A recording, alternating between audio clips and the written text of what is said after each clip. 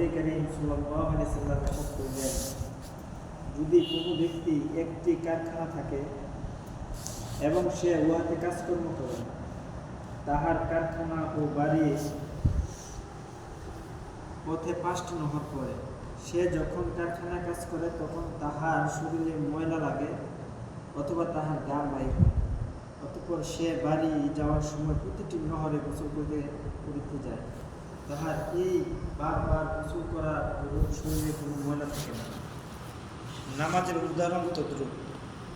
যখন সে গুনাহ করে তখন নামাজের মধ্যে দোয়া ইস্তিগফার করার দ্বারা আল্লাহ তাআলা নামাজের পূর্বে কৃত তাহার সকল গুনাহ মাফ করিয়া দেন। সুবহানাল্লাহ।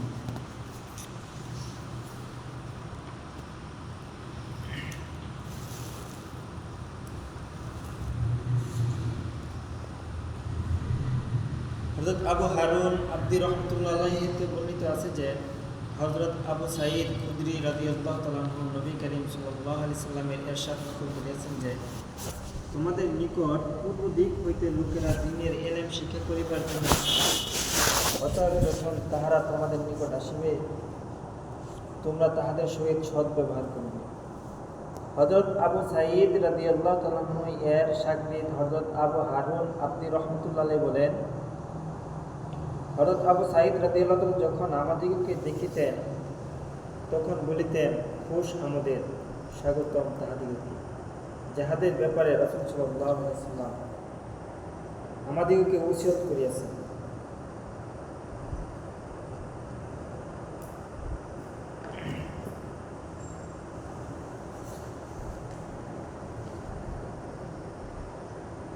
হযরত ইবনে আব্বাস রাদিয়াল্লাহু তাআলা হতে বর্ণিত আছে যে রাসূল সাল্লাল্লাহু আলাইহি ওয়াসাল্লাম ইরশাদ করিয়াছেন, আল্লাহ তাআলা নেকি ও বদি সম্পর্কে একটি ফয়সালা ফেরেশতাদিগকে লিখাইয়া দিয়েছেন। অতঃপর ইহার ব্যাখ্যা এইরূপ বয়ান করিয়াছেন যে, যে ব্যক্তি নেক কাজের ইচ্ছা করিল অতঃপর কোনো কারণে করিতে পারিল না, তাহার জন্য আল্লাহ তাআলা পূর্ণ একটি নেকি লিখিয়া দেন। আর যদি ইচ্ছা করিবার পর ওই নেক কাজটি করিয়া লয়, তবে তাহার জন্য 10 নেকি হইতে 700 পর্যন্ত এবং উহা হইতে বেশি কয়েক গুণ পর্যন্ত লিখিয়া দেন। যে ব্যক্তি কোনো গুনাহের ইচ্ছা করে অতঃপর উহা হইতে বিরত হইয়া যায়, আল্লাহ তাআলা তাহার জন্য একটি পূর্ণ নেকি লিখিয়া দেন। কেননা তাহার গুনাহ হইতে বিরত হওয়া আল্লাহ তাআলার ভয়ের কারণে হয়েছে।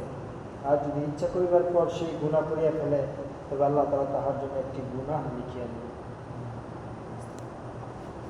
আল্লাহ তাআলা